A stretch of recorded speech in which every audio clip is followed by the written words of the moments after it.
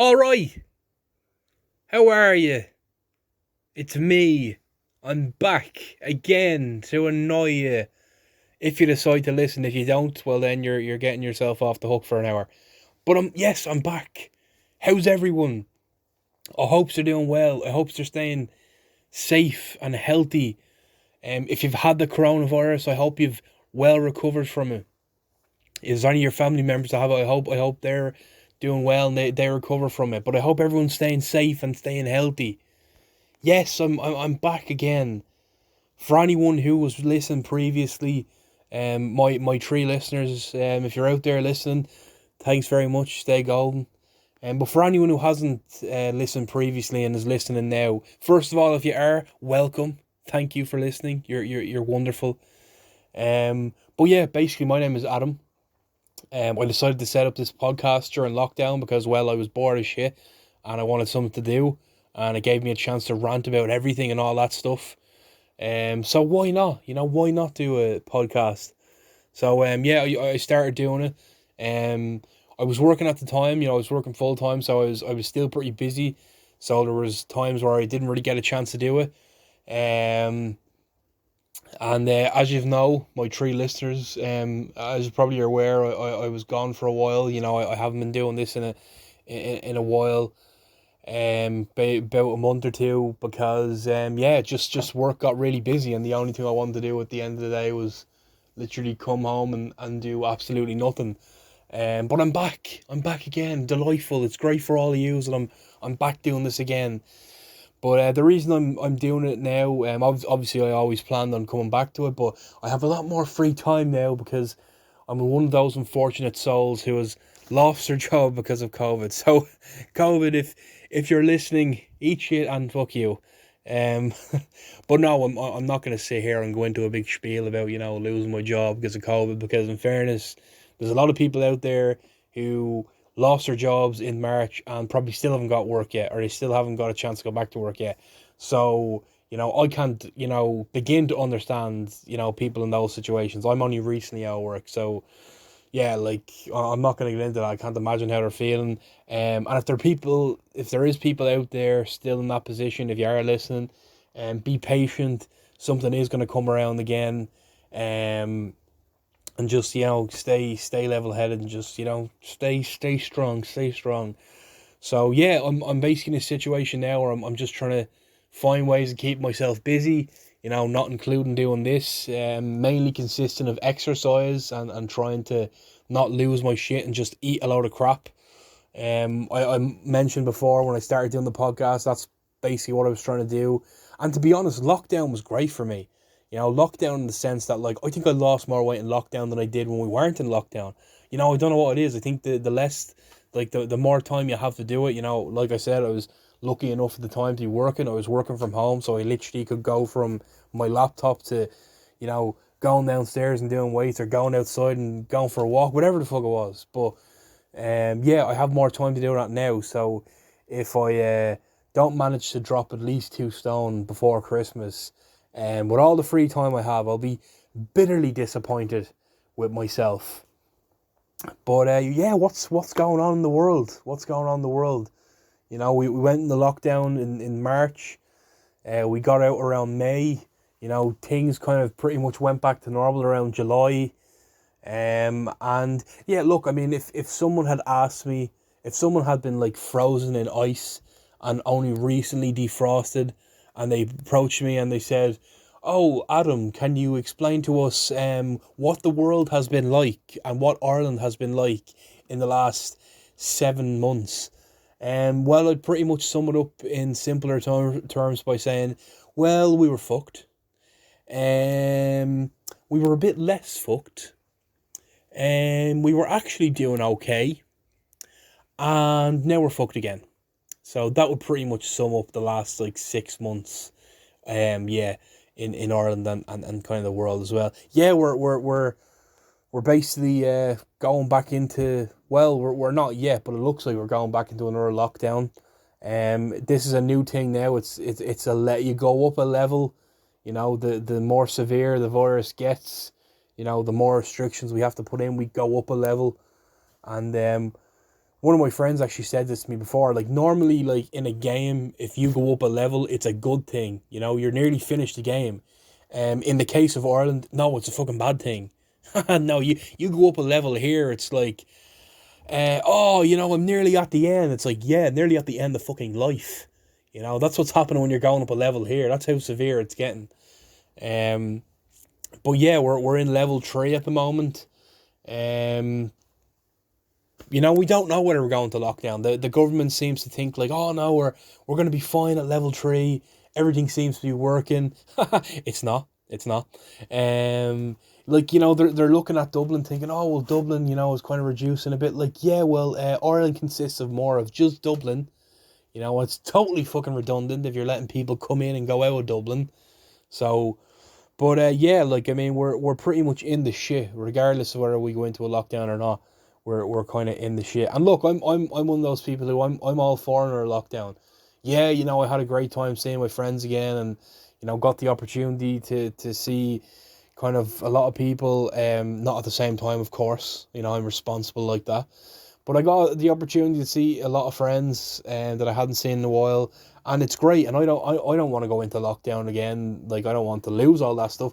But I would rather go into lockdown now, and you know be able to salvage Christmas. So at least I might get the opportunity to see some people at Christmas, rather than not going into lockdown at all, and waiting another month to go into lockdown, and then you know we're locked down for 3 months because we waited too fucking long, and it's too severe now. So yeah, look, I mean, I don't want it to be all doom and gloom. Um, but we're all gonna fucking die. No, I'm just joking. Like, I mean, it's looking positive in the sense that, like, you know, there's a lot of work with vaccines and stuff going on. So it's like it's looking positive anyway in that aspect. But yeah, like we're gonna be stuck with this for another for a long time. You know, at least another year. So we just have to get used to it. But we can still have a normal life once the people in power, you know, do the right thing and listen to the smart scientists who know what they're talking about.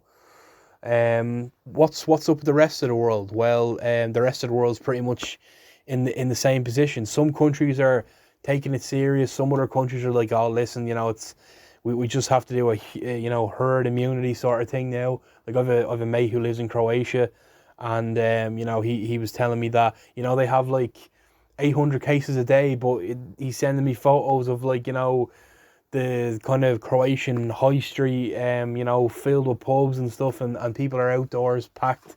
You know, it's people drinking outside and all. So yeah, some countries are taking it more serious than others. You know, and maybe at the end of the day, people in those countries they might not have a lot of deaths, but there's going to be a guaranteed like deaths in every country in the world from this. You know, I'd be shocked if there wasn't. Um, but yeah, like the world has kind of gone back to the way it was kind of around March, April. You know, it's looking the same for all countries. Good old Donald, good old D man, the old Trumpster. You know, he got COVID, or so he said he did. Um, I mean, you just have to admire.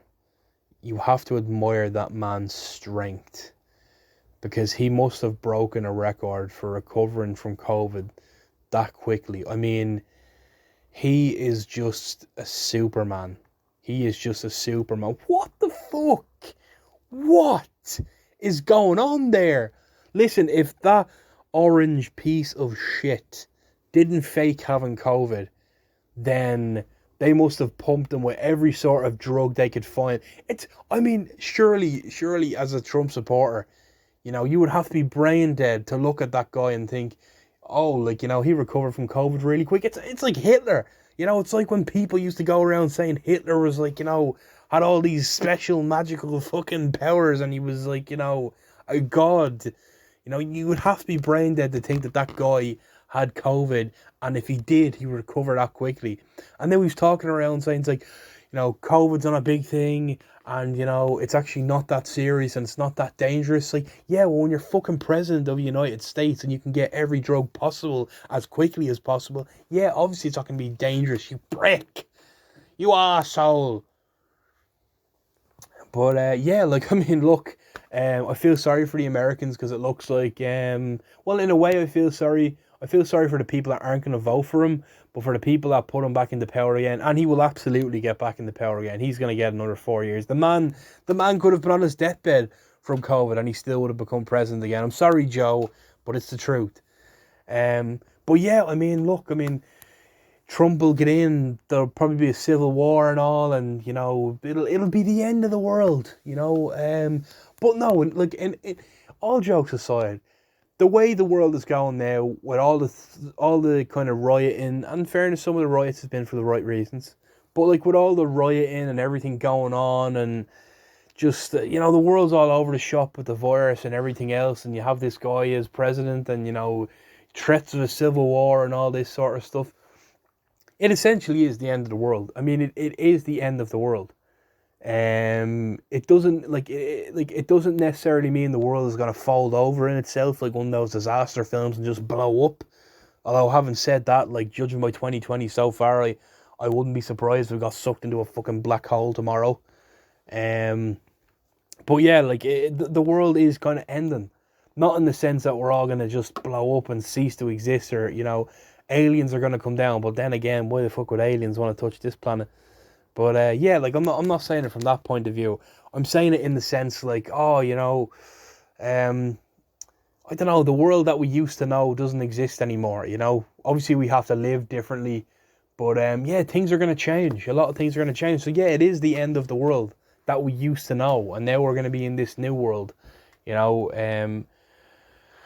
Yeah, so it's pretty mad. It's pretty mad. Although having said that, like he would probably Donald Trump would probably welcome an apocalypse. He'd probably try and find a way of spinning an apocalypse to suit America. It's gonna be a great apocalypse. It's gonna wipe out all my enemies. It's gonna be great. Make apocalypse great again. That was a terrible Trump impression. That was a terrible. But I had to go. I had to go. That's what you need to do in life. Just have a go. If it's a horrible impression, whatever it is in life, just have a go of it. Although every time I hear Donald Trump say something, I just think back to Joe Biden. He's like, "Will you shut up, man?" That's all I can think about. By the way, actually, if anyone is looking for something funny to watch on YouTube and you're looking to fall down the rabbit hole, look up Jim Carrey, Joe Biden, Saturday Night Live. Basically, for like the last, I think, 4 years, Alec Baldwin has been playing Donald Trump on Saturday Night Live, and he's actually pretty good as Donald Trump. But now they've brought Jim Carrey in to play Joe Biden, and he's fantastic. If you can get past the fact that Joe Biden is like 5'8" and Jim Carrey's like 6'6", But yeah, I mean, makeup looks pretty good and his impression is pretty good, so give that a watch. But yeah, look, I mean, it might seem like it's all doom and gloom, but there's always something sunnier on the other side, and hopefully the other side doesn't mean heaven for all of us.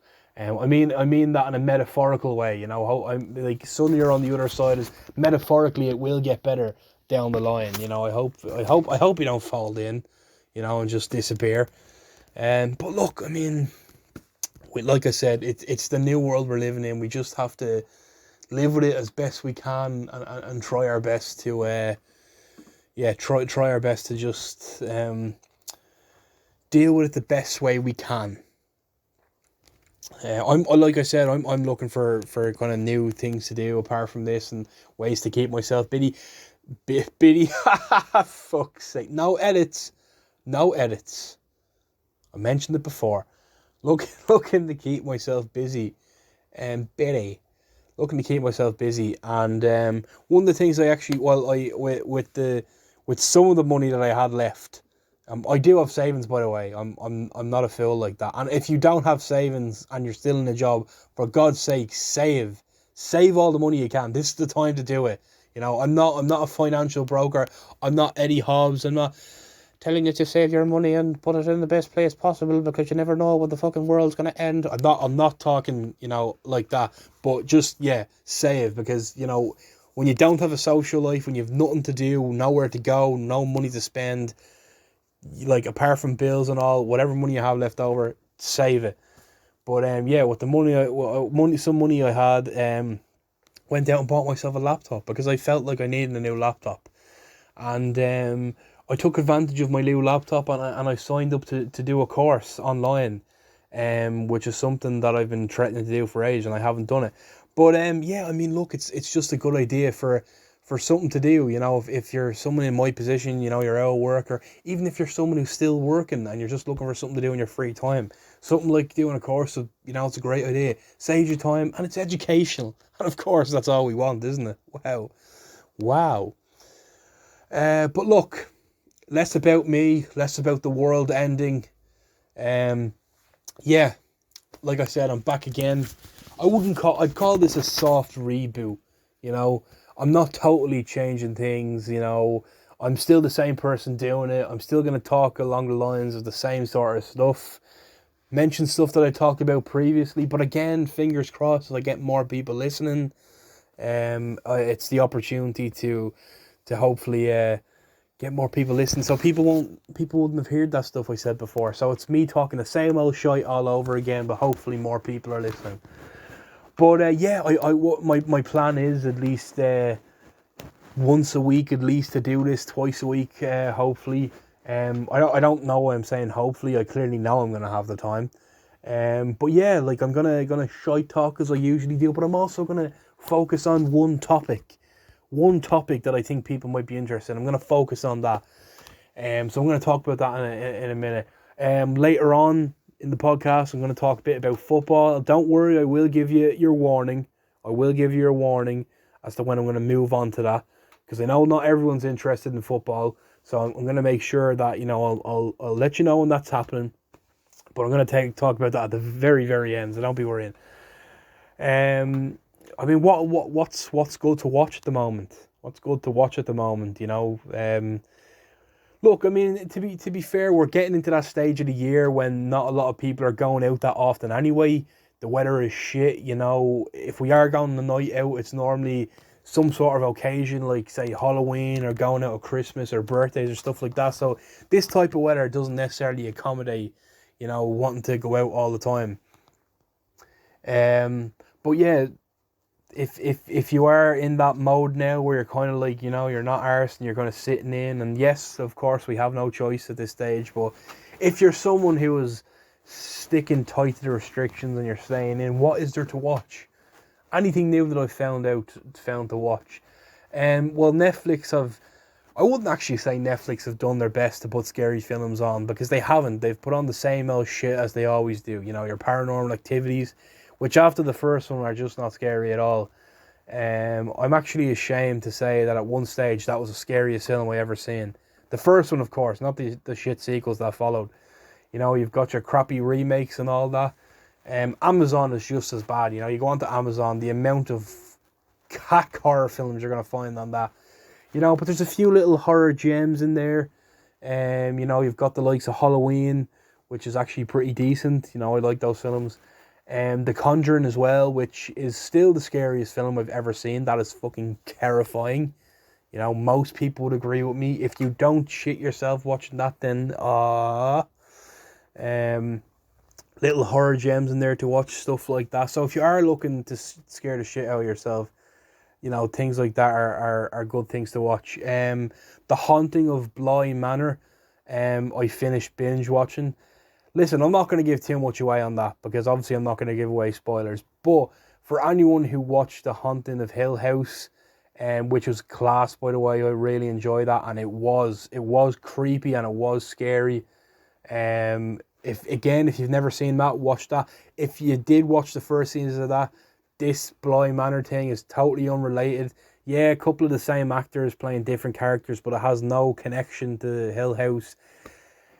If you're going into watching The Haunting of Bly Manor thinking like, oh, this is gonna be, this is gonna be scary and all, it is creepy, it is scary, but it's a totally different series to Hill House. That's all I'm gonna say. But still pretty good. So I'd give that a watch as well. What else did I see? Oh, I noticed trending number one on Netflix. At the moment in regards to films is something called a Hubie Halloween, starring Adam Sandler. Now, for anyone who doesn't know, Adam Sandler signed up with Netflix a couple of years back to basically Well, yeah, to basically make films or TV shows, whatever it was. He signed a massive fat deal, PHAT, fat deal with Netflix, where he would earn bucket loads of money and just make whatever. Like, look, Adam Sandler is a gold mine. Whatever is made by Adam Sandler, people seem to just love it. And now, don't get me wrong, I love Adam Sandler, I do, but this thing looks like a pile of shit. Like most of the stuff Adam Sandler has done the last few years, he comes out with the odd good film, but most of the kind of silly comedies he makes like this, I think, are crap.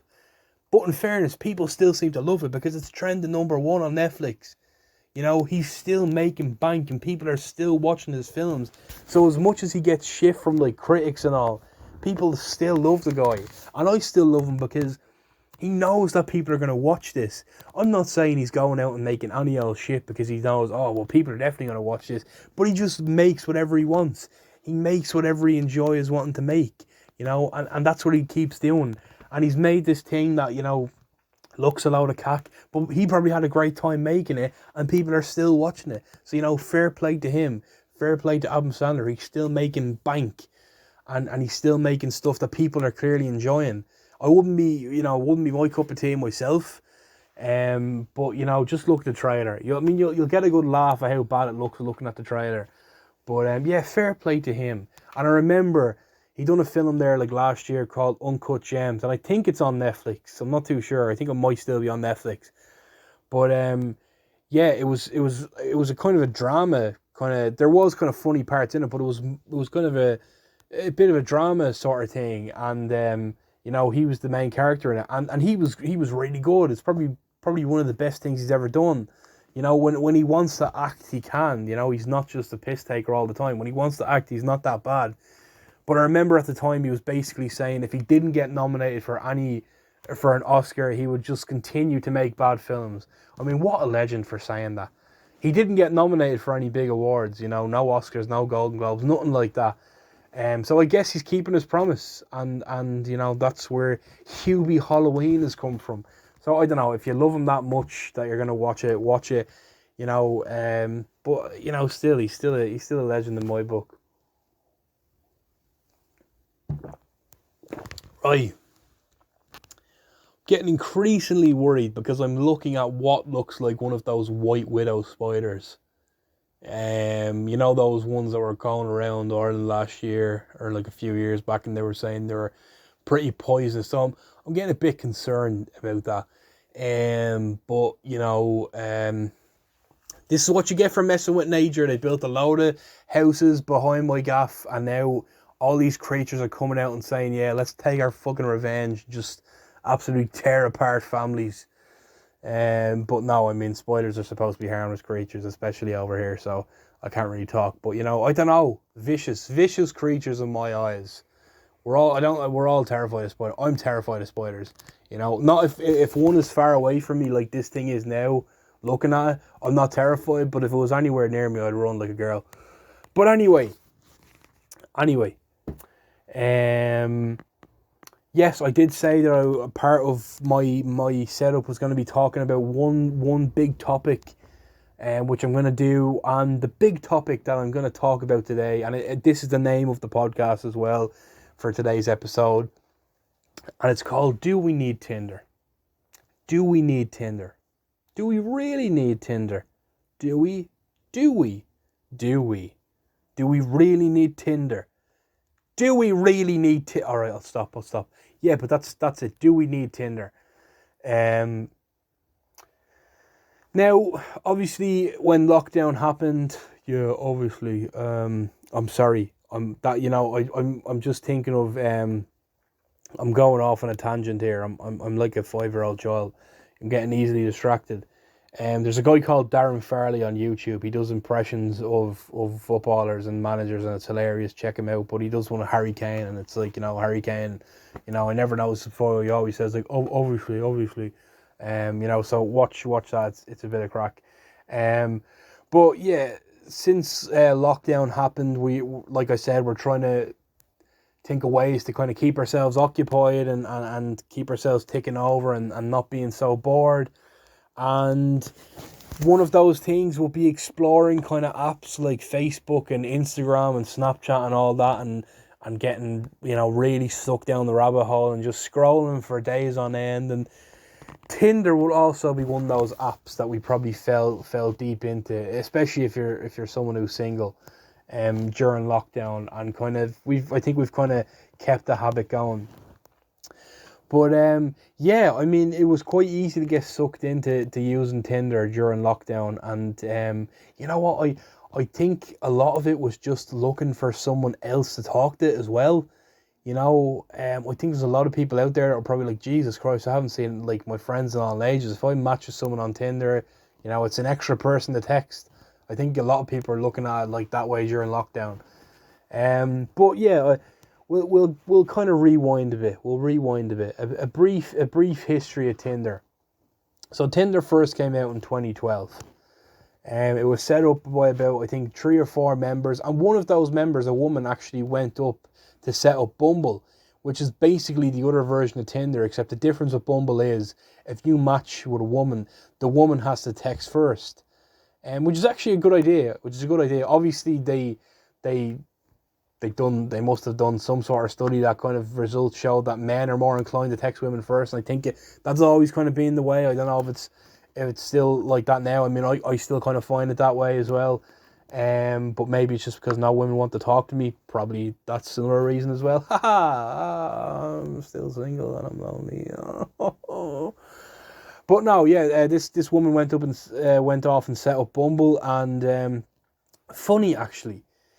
If your preference on Bumble is if you're a woman and your preference on Bumble is women, does that mean if you match with a woman, that woman also can talk to you whenever? So it's like the whole thing of the woman has to text first is redundant if it's 2 women. I wonder if that's the case. If it is, it's unfair. Totally unfair. What if I match with someone who I want to text first and they can't? Damn you, Bumble. When I'm going off track, yeah, the 4 members set up Tinder. One of them was a woman. She went on and set up Bumble. And basically, the whole concept of Tinder at the time was, you were matching with people, but you had the choice, what people you could match with, in the sense that, like, if you turned it on a location, basically what would happen would be you had the choice to find people either 200 kilometers away from you or find people 20 kilometers away from you, whatever it was. So like it would only pick up men or women in that general area, how many kilometers that was from you. So anyone in the surrounding area of that distance, you would only pick up those people. So obviously, the further you go, the more the wider you can cast your net. The further you go, the wider you can cast your net. But yeah, so that was the whole premise behind it. And it obviously picked up because I don't know how well Bumble is doing. I know Bumble is actually extremely popular, but I think Tinder is probably still the biggest dating app out there. But as of 2020, it has more than 340 million downloads, 57 million people use the app monthly, and out of those 57, 6 million people are paying for it. So obviously Tinder has different options, like you can pay, say, maybe a $5 a month, and I think you get more options, basically, because if for anyone who's on Tinder, you can only scroll a certain amount before basically you kind of run out of swipes, basically, and you have to wait 24 hours. Now with these kind of gold, Tinder premium, whatever it is, that basically means you can swipe as many people as you like, and until there's no people left in your area, it doesn't stop. You can go whenever you have as many, these things called super likes. They're basically like, I basically describe it as a way of telling someone you're really, really eager, is a super like.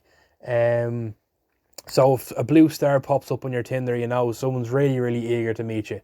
Apart from just a normal swipe. But yeah, like the more money you pay, the greater the options you have, and the kind of more the unlimited stuff you have or whatever. So there's at least 6 million people in the world that are actually paying for for Tinder. Yeah, I mean, like I use the app myself. I've had a profile for a while now. I sometimes go through phases where I delete it because it's a complete waste of time and it just distracts you. And then other times where like, yeah, you're on it all the time. Like during lockdown, like, for example, I was on it a good bit. Um, the thing about Tinder is, right, back in the day, not that long ago, things like dating apps mightn't have been considered, a place where everyone would meet people.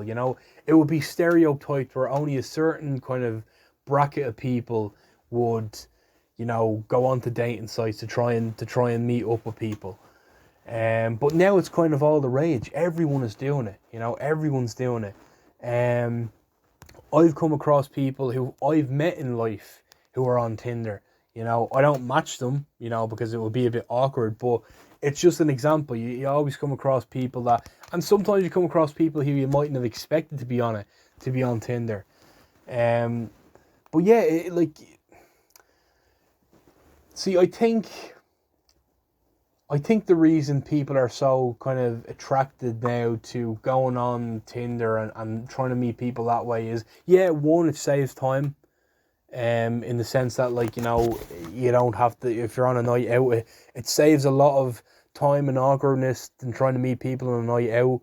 Um, it's, you're texting someone from your phone, you don't have to move, until you're going on a date, whatever it is. So it's convenient in some senses. Um, but I think in a way, yeah, the world is kind of changing. The world is changing. How we meet people is changing. And I think that's been like that for a while, obviously, with Facebook. But obviously, how we build relationships now. Relationships. I don't know what happened there. Relationships. How we build relationships now is changing.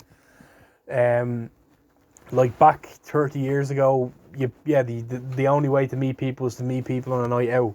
And, if it worked, great. If it didn't, you move on to the next person. It's not that cut and dry anymore. Or is it dry and cut? Cut and dry. Cut and dry. I'm confident I'm going with that. Final answer, yes, Chris. Final answer. Oh, Jeremy Clarkson does it now, actually. Yes, Jeremy. Final answer. No 50-50s, no phone a friend. It's cut and dry. My God, what am I talking about? But yeah, so like back then, back like 30 years ago, let's say, like, yeah, you would meet people by going on a night out. Now, that still happens. That obviously still happens today. People still meet each other and end up going on dates because they meet each other on a night out. That still happens. That didn't just disappear. But I think more people are using Tinder because the world has changed in the sense that back then we weren't really as reserved. We were kind of, people were, had the attitude where like everything was free and everything was, it's all about freedom and just getting out and, happy as Larry and the world was great and, everyone was cool. But it's different now. People are more reserved because, I suppose the way the world has changed in the last couple of years, especially when it comes to stories of, people being, sexually assaulted and, sexual misconduct and everything like that. I think the more you hear about that, and the more people learn about that, the more people are kind of a bit more reserved when it comes to meeting strangers, especially when it's strangers that have the intention of either, something sexy happening or a date happening. So either one, I think people are more reserved when it comes to like meeting strangers like that in public, because especially when you have a few drinks on you, it could go any sort of way. It could go really good or it could go really awful, and we've heard the stories of when it goes really awful. So I think for that reason, yeah, people are on their toes a bit more when it comes to meeting strangers, kind of on nights out and stuff. And don't get me wrong, I mean, it can just be as dangerous on Tinder. You can meet with someone who, and there has been stories like that, people who meet with someone who say they're someone else and all their profile pictures someone else, and then they meet them in person, horrible things happen. So, Tinder can be just as dangerous. But I think when it comes to Tinder, you have a lot more time to, I think, not necessarily get to know someone, because someone could easily, like I said, bullshit over Tinder. I think if you're someone who wants to meet someone, You're not gonna bullshit on Tinder. You know, you're not just gonna think it's gonna go grand if you say all this stuff on Tinder and you meet with someone and you expect that someone to be cool with the fact that you lied about everything on Tinder. So I think most people these days, I think a lot of people in this country as well, when they're on Tinder, they're going to be legit as possible, because there's no point, saying you're this and this on Tinder and then expecting to go out with someone and it's a totally different story. But yeah, I think on Tinder you have a bit more of an advantage because you have time to know someone. You're not in a setting where you're surrounded by drink or anything like that. You can kind of both of you can equally not call the shots, but I suppose both of you can kind of equally kind of set the tempo, in regards to texting and going out and stuff like that. So I think people do feel a bit safer maybe meeting people over Tinder than they would kind of on a night out, because they're, like I said, they're a bit more reserved. They might not be as comfortable. But yeah, of course, Tinder can have its negative impacts. Like I said, you can easily get sucked into going on Tinder. You can easily get sucked into it, and it can have a negative impact on your mental health. Like, for instance, if you're someone who is single and you're going out to try and meet the love of your life on Tinder, you're only setting yourself up for heartbreak. Now, that doesn't necessarily mean you're not going to find the love of your life on Tinder. But if you're going out and you're matching with these guys and you're going on dates with them, and, you find out that they're just, that you just don't match up with them, you're just setting yourself up for disappointment. And then you're going to be more upset and you're going to think that you can't meet anyone, so you kind of give up for a while. It can be a bit toxic in that sense. So I think the best way to approach Tinder, and this is how I approach it personally, just go in with the attitude of, look, you're here for a bit of crack, literally swipe everyone. That's what I do. Like, swipe everyone. Just swipe everyone, because you never know when you're going to come across someone who you match with and you think, oh, like that, that person I think looks good looking, I'm going to... And this is another thing I should mention about Tinder. Tinder is it's a game of looks, basically. As we all know, it's a game of looks. You're not matching with someone based on their personality. You're matching on someone because you're physically attracted to them. And see, the thing with matching with everyone is, you might come with, like, I think you're not in your own head as much when you kind of swipe on everyone on Tinder. Look, 9 times out of 10 you're going to come across at least one or two people who you might know, and like I said, that can be a bit awkward, but fuck it, if your close friends who are also single see you matching with them, and that there's nothing there between you, that your friend has either made a mistake or they're only messing, whatever it is. But when you're swiping along and you might come across 2 people that you're physically attracted to and 2 people that you're not, and at the end of the day, if you're not physically attracted to them, you just unmatch them. And I know that sounds harsh, but that's just the way it is. But I think this is the thing about people these days as well. I think this is the thing about people and their standards of who they're physically attracted to and not. And if you're someone who you're under the belief that you won't match with someone who is more attractive in you, in the sense that, not that you think you're not attractive, but maybe other people don't think you're attractive. Maybe other men, other women don't think you're attractive, whatever it is. If you're going in with the attitude saying you want to match with all these people who you believe are out of your league and they don't match with you, again, you're setting yourself up for disappointment. I don't think we should just settle for any person that comes our way just because we get along with them. The world's not that simple. You have to be physically attracted to a person and emotionally attracted to them. You have to kind of like them, obviously, for the personality, but you could get along with someone great, but if the physical attraction isn't there, it's just not there. So there's a number of factors. And this is the thing about Tinder. If you go in with the attitude where it's just a bit of fun, I'm going to match everyone. If I come across someone who I end up being attracted to, great. If I don't, so what?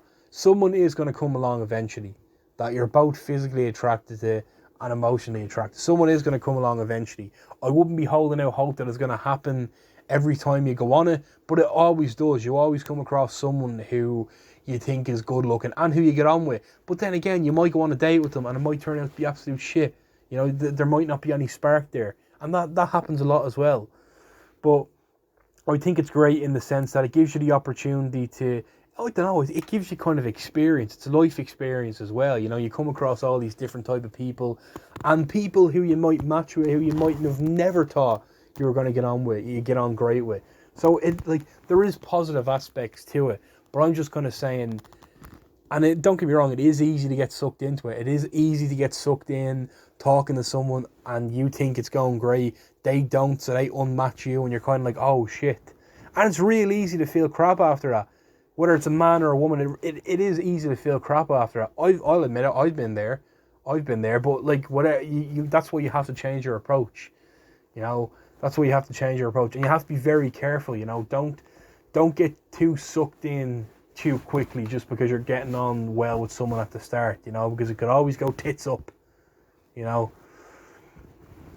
But this is the, you know, this is the kind of, there, like I said, there are positive aspects, but there is a lot of negatives as well, and I think a lot of people probably felt this during lockdown. You know, it can be real toxic in the sense that you get roped into it and you just kind of fall down that rabbit hole of going on it all the time. And, you know, you start to get disheartened because the more you're on it, the more serious you are, the more serious your approach gets. And then the less people you're matching with, you know, you take it to heart more, and you start getting self-conscious and you start thinking, is it my fault? Is it that other like, you know, am I doing something wrong? Am I good looking enough? And listen, right, speaking from personal experience, okay, and this is kind of the situation I'm in at the moment as well. If you're someone who believes that you're not at the physical best you can be for your age, then change it. Change it. I'm definitely not in the best shape I could be for my age. I'm definitely not. And I know I can do a lot more to change that. And I think the more you start to pinpoint that and focus on that, the more confident you feel, you know, the more other people's eyes open to the fact that, you know, you're trying hard and you're working hard and you're putting in the effort. You know, at the end of the day, you're doing it for you. You know, don't do it for anyone on Tinder. Don't do it for anyone because you think if you look better, someone else is going to suddenly fall into your arms. Don't be looking at it from that point of view. Do it because it's best for you health wise, and it gives you more confidence, and, you know, it can make you a better person. And that's another thing about, like I said, that's another thing about Tinder. You know, you get sucked in, you start to get self-conscious the less people you're matching with. But yeah, like Facebook, like Instagram, it's very easy to get sucked into that at the moment. Like there's one or two friends of mine who, you know, have kind of just taken a break from social media because they're like, listen, I get sucked into it and it's just a black hole. It's just nothing like. And that's why me personally, I don't use Instagram anymore. Apart from like maybe posting stuff regarding to the podcast, which I'm going to be doing a lot more. But unless I see a really funny meme that I want to share or something like that, I rarely go on it and I rarely post anything because I just think it's a bit of a hole of despair, you know.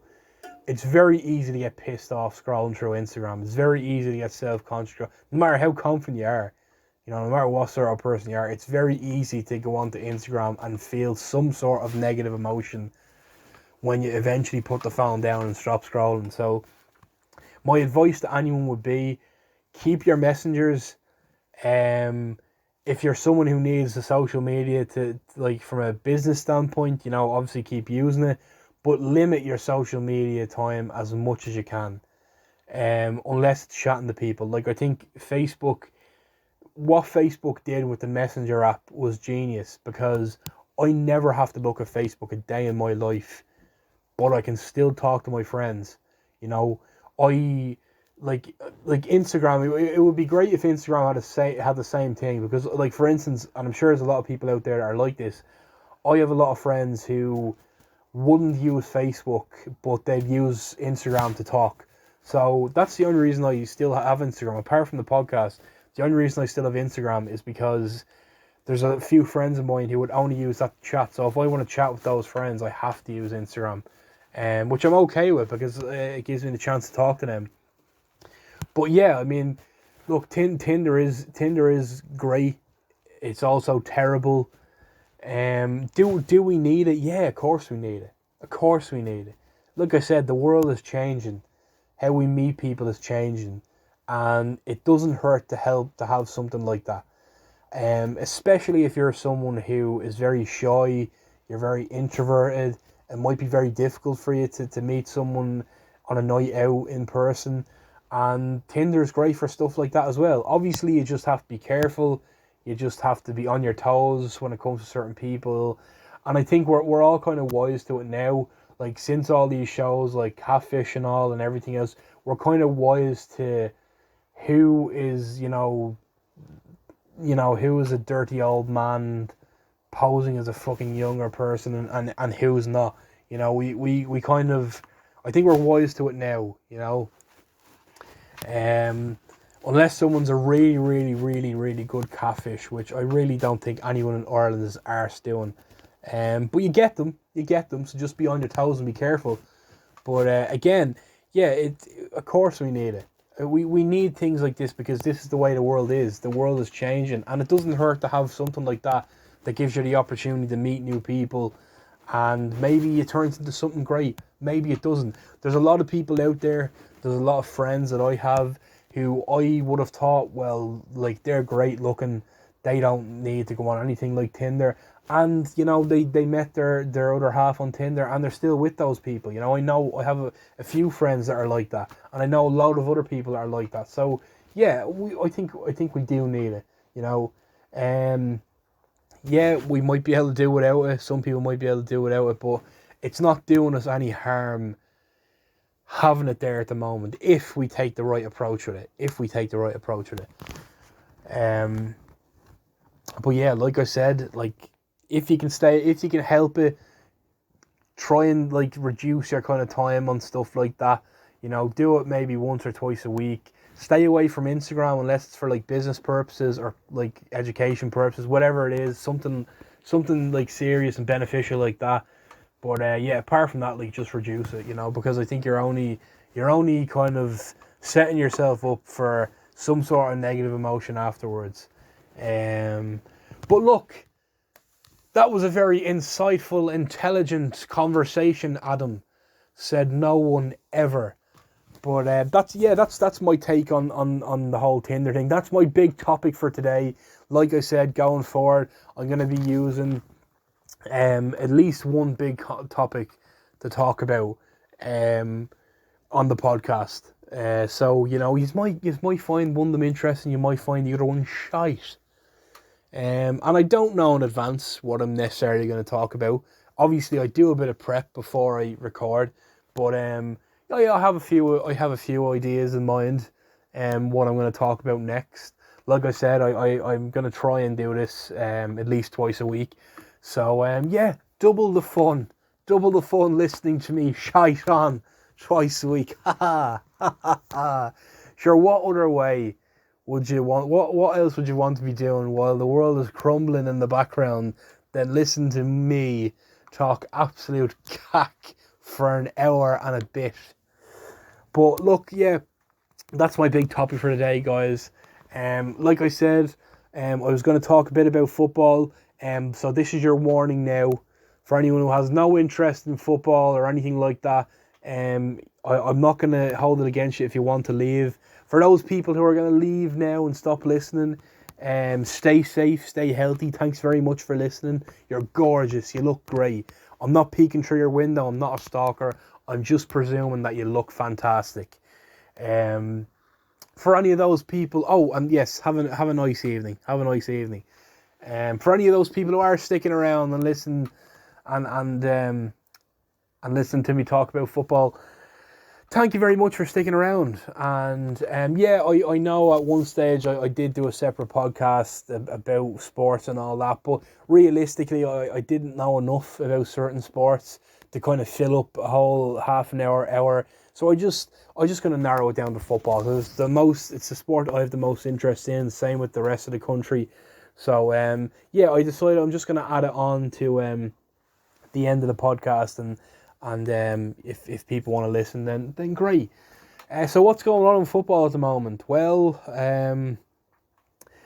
there's been a string of upset results, for the likes of United and Liverpool, and it begs the question, is the league wide open now?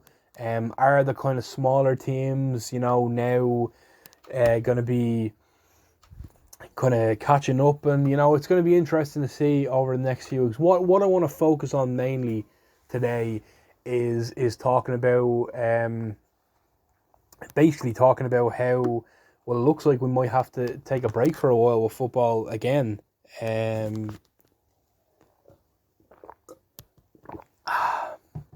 All this talking, it gets to the throat, but yeah, like it might. I don't know why I do that. I know I'm gonna get the word out, but like, yeah. But yeah, we obviously know, going back. Oh my God, what was that? It's the demon inside me trying to come back out. Stay in there, get back in. No edits, absolutely no edits at all. But yeah, like since football started again in July, we always knew there was going to be a chance that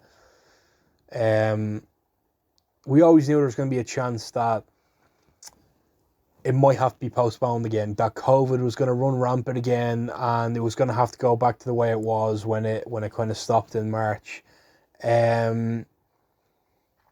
And it looks like it could happen again. Like now, what's happening is players are getting COVID in the middle of a season.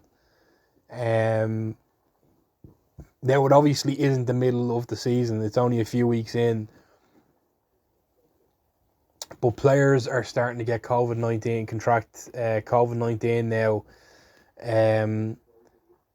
Either whether it's being around other players, or it's in the particular city that the team that they play for is in, or like the best example at the moment, or the most recent example is international. Now my opinion on that is, why the fuck, like, they're still making players play international games during all this is amazing. It's mind-boggling. It honestly is. And not only that, but they're making them play unnecessary games.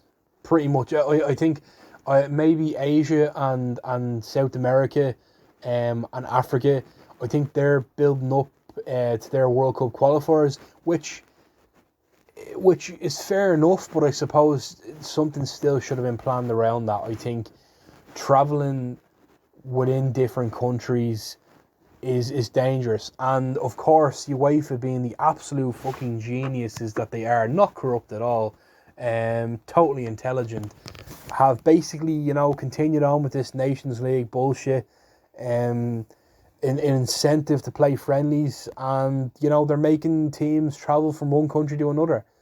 The best example, and I'm just using this because I only read it recently, was, for instance, like you take the Republic of Ireland football team, and you take Aaron Connolly, for example.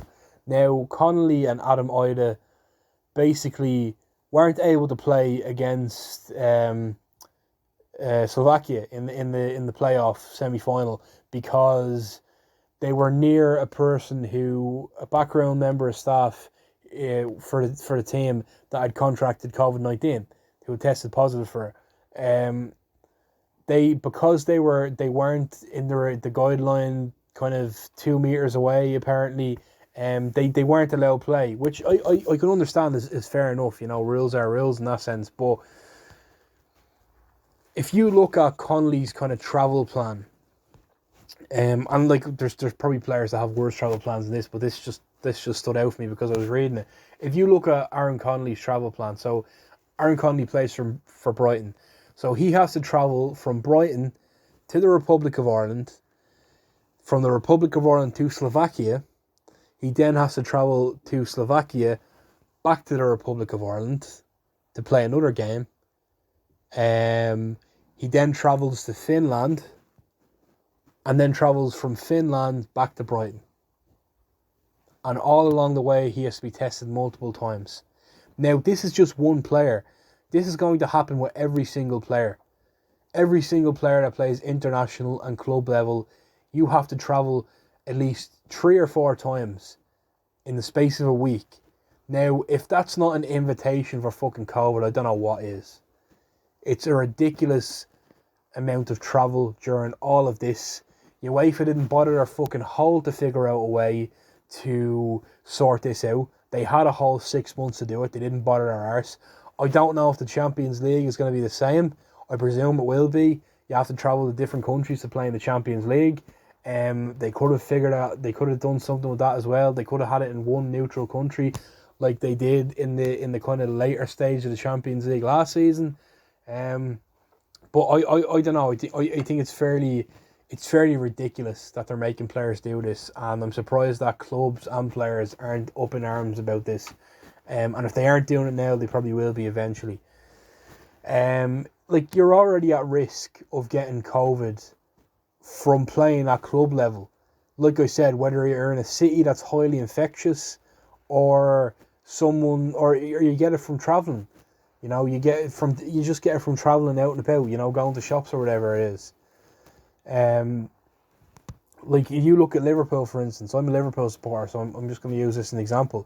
You know, Liverpool is apparently has the second highest number of cases, I think, in Britain, you know, at the moment. Or sorry, in England. Like, they're the highest level of COVID at the moment. I think them and another city, I think, has the highest COVID levels at the moment. Now, 4 Liverpool players have already tested positive for COVID-19. So you have Thiago, Mane, Shaqiri and Naby Keita. Now, there's a debate whether Naby Keita got it when he was in Liverpool and brought it over, or he contracted it when he was in Senegal. I don't know, but that's just an example. You know, so you could be playing in a city that has a high amount of COVID cases, and even if you're tested constantly, you still have to go out like any normal person. You still have to go out, go to the shops, you know, get things for your family. Your family are still going out. Your family still have to work. You know, not all football players' wives just sit at home and do nothing all day. They have other people in their family that have jobs that also have to go to work. So if you're in a city with a high number of COVID cases, chances are you're going to get it. You're going to get it if you have to do any sort of traveling. And if you don't get it in your own city, you have to travel to another city to play another match in another part of the country. You know, it's absolute madness. And it's going to get to the stage where, and I'm not just saying this, I'm a Liverpool fan because a couple of our players have COVID, but it's going to get to the stage where it won't be fair to just dock team points or make teams play with a depleted squad, just because the other team they're playing against doesn't have the same issues.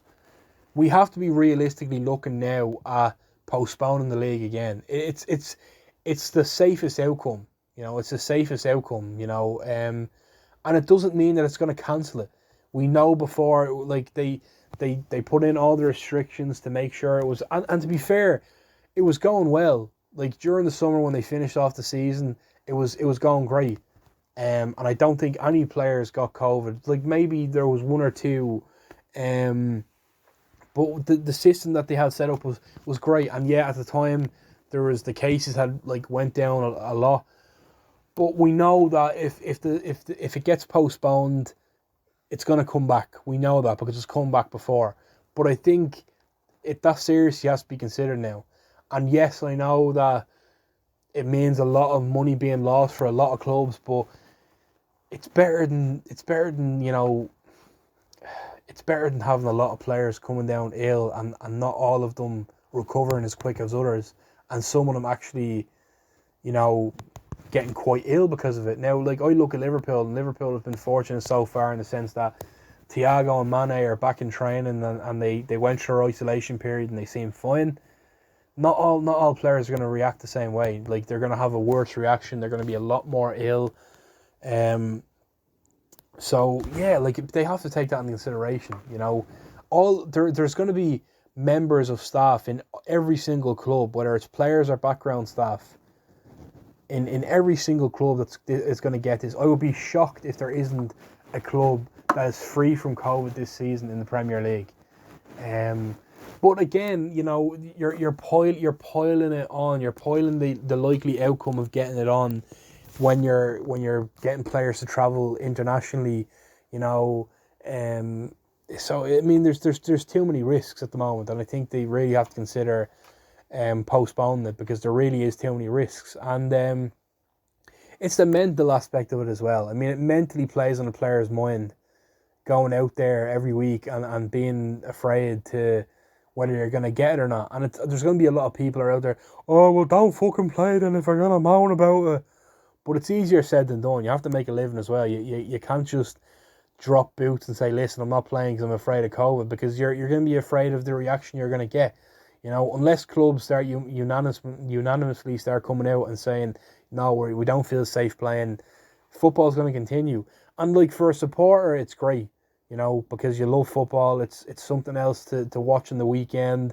And if it's a big part of your life and you have a big interest in it, great. It's great for us fans. But from a health point of view, it's not looking too good at the moment. And I think, yeah, they probably need to consider putting it on hold again, which is shit. It will be crap. But again, this is all about the bigger picture and, about players' health. So if they have to postpone again, they have to postpone it again, and once it keeps people safe and healthy. Because it will be a crap league knowing that you're winning games, you're losing games because you have players missing because of COVID.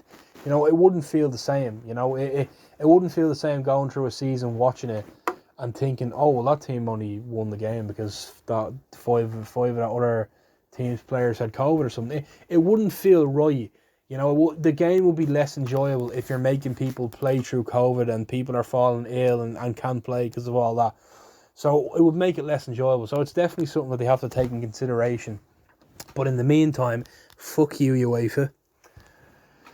But yeah, I suppose a quick note in regards to how we're actually doing in the Nations League. Ireland aren't doing great. We've gotten beaten by Finland, drew with Bulgaria, drew with Wales. I'm all for Stephen Kenny. I'm all for what he's doing. I think he's a good manager. He's bringing in a different style to Ireland. He's actually letting them play free-flowing football, the modern way of playing football, which is great. It's just disappointing that I don't think we've enough quality on the pitch to execute that football so well. But he's a breath of fresh air as a manager, and his system is a breath of fresh air. So I'm all for Stephen Kenny, and even though we didn't qualify for the Euros, hopefully he gets the backing. Hopefully a lot of other players come through, and we can qualify for the World Cup. But in the meantime, who gives a shit about the Nations League? Yeah, it would be good for him to get a few wins under his belt, but yeah, who gives a shite, really? But that's all for me today, guys. If you've kept on listening to the football part of it, thank you very much again. But that's me all together today. I'm looking at the moment of putting the podcast on different platforms and everything. And when I do that, people will be notified. I'll be putting on Instagram and Facebook and whatever. But in the meantime, thanks again for listening. Have a lovely evening. Stay safe, stay healthy, and I'll see you very soon. Love you. Bye. Bye. Bye. Bye. Bye. Bye. Bye. Bye. Bye. Bye. Bye. Bye. Bye. Bye. Bye. Bye. Bye. Bye.